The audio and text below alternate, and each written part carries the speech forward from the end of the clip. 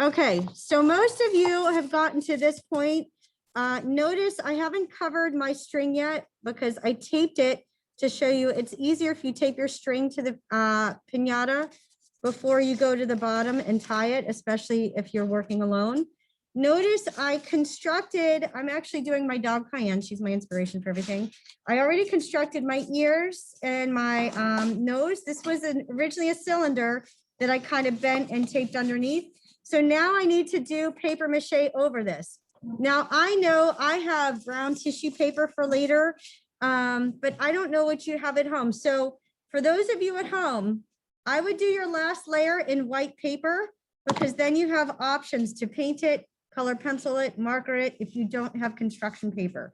If you have colored construction paper, for example, for my student Caroline, who's going to the University of Maryland, or not Maryland, Florida, sorry, in Miami, right? University of Miami in Florida. I don't even know. Anyway, she's going to do this, whatever this is. It's not a bird. It's called, well, it is a bird, but it's called something. I would just do the head. So she's going to cover this in white. And this later she'll paint with orange, either fringe or just paint it. So if you have colored paper at home, that's what you're going to do. I'm now going to cover this with brown paper that I have ripped up. So my last layer of paper mache is going to be brown because my dog is brown, and I'll add some details later. If you know your whole piece is going to be blue, if you have blue construction paper, the student here covered the ears and the balloon, the paper mache in blue. So at this point, these two students are ready to start decorating and designing. Your options are, if you have paint, you can paint. If you only have markers, you can add markers and draw the features.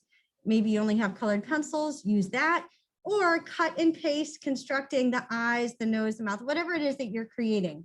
So Xiang here's got a red strawberry. She can just use a black Sharpie and start drawing the seeds on there, and she'll use green paper to do the leafy part. So I just wanted to show you the next step is to figure out what your last layer is going to be, whether it's white paper or colored paper.